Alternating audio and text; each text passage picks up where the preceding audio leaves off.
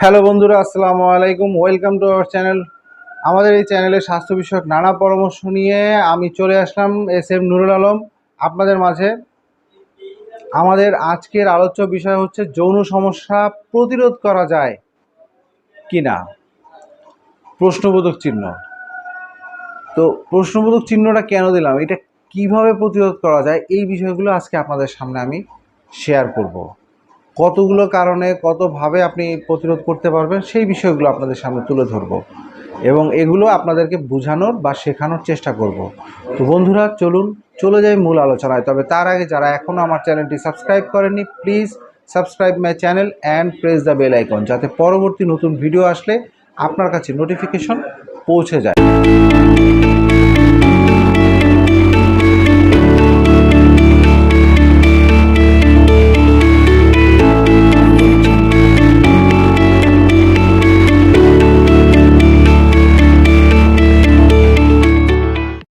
সব যৌন সমস্যা চাইলেই প্রতিরোধ করা যায় না, তবে যৌন সমস্যার জন্য মূল কারণটি সম্পর্কে জানা ও আগে থেকে চিকিৎসার মাধ্যমে সারিয়ে তুললে যৌন সমস্যা প্রতিরোধ করা সম্ভব।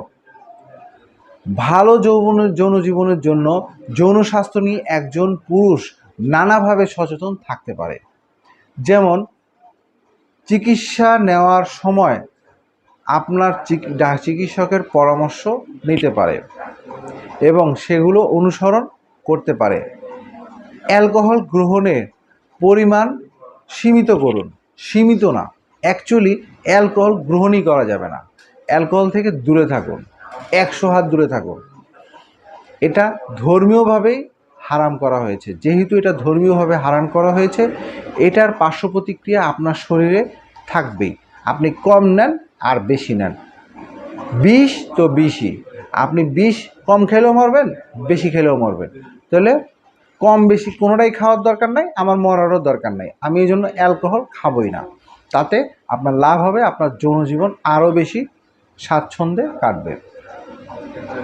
ধূমপান ছেড়ে দিন। অতিরিক্ত মাত্রায় যারা তামাক, সিগারেট, জর্দা এগুলো সেবন করে থাকেন বা খেয়ে থাকেন, তাদের এই সমস্যা দেখা দিতে পারে। তো আমরা চেষ্টা করব এর থেকে বিরত থাকার জন্য।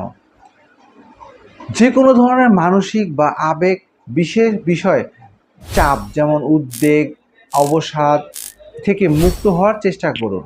মানে নিজেকে বিভিন্ন ডিপ্রেশন থেকে বের করে আনার চেষ্টা করুন। আপনার প্রচুর টাকা পয়সার লস হয়েছে, তারপরেও আপনি আমানতুবিল্লাহ, আমার কিছু হয় নাই, আমার কোনো সমস্যা হয় নাই, আমি ফিট আছি, ঠিক আছি, মানে নিজেকে বের করার চেষ্টা করুন। ওষুধের উপরে ডিপেন্ডেন্ট হয়ে যাবেন না, কারণ এই ধরনের অবসাদজনিত ওষুধগুলো যখন আপনি সেবন করবেন, তখন আপনার ভিতরে এই যৌন সমস্যাগুলো দেখা যেতে পারে। এবং সঙ্গীর সাথে যোগাযোগ বৃদ্ধি করুন। কিসে বন্ধ করলা কেন? পরের পেজে আছে কিছু। স্ত্রীর সাথে বা আপনার সঙ্গীর সাথে সম্পর্ক বৃদ্ধি করা, অর্থাৎ কমিউনিকেশন বৃদ্ধি করা। আপনারা কমিউনিকেশন কীভাবে, ভাই আমি কমিউনিকেশন কীভাবে বৃদ্ধি করব? ভাই আপনি যদি সারাদিন কাজ কইরা আসার পরে খাওয়া দাওয়া কইরা বলেন, এই বেটি এদিকে আয়, আইসা শুইলেন, শুইয়া আপনি আপনার স্ত্রীর সাথে শারীরিক মেলামেশা করলেন, কইরা উইঠা গেলেন, তাহলে কি আপনার যৌন জীবন সুন্দর হবে? কখনোই হবে না ভাই। আপনাকে অবশ্যই আপনার যৌন জীবন সুন্দর করার জন্য আপনার স্ত্রীর সাথে কমিউনিকেশন, অর্থাৎ কানেকশন বৃদ্ধি করতে হবে। আপনার স্ত্রীর প্রতি ফোকাস করতে হবে, তার সাথে আই কন্ট্যাক্ট করতে হবে, তাকে স্পর্শ করতে হবে, অনুভব করতে হবে, তার সাথে কথা বলতে হবে। এরপরে যখন আপনার ভিতরে তার প্রতি চাহিদা, ভালোবাসা সৃষ্টি হবে, তখন আপনার তার কাছে যেতে হবে। আমরা কি করি? সেটা করি না। আমরা সরাসরি মনে হচ্ছে যেন সে আমার স্ত্রী, সে আমার দাসী, আমি আসছি শুধুমাত্র তাকে ভোগের জন্য। এই ভোগ জিনিসটা বাদ দিতে হবে। আপনার শরীরে যতটুকু চাহিদা রয়েছে, আপনার স্ত্রীরও তার শরীরে চাহিদা রয়েছে।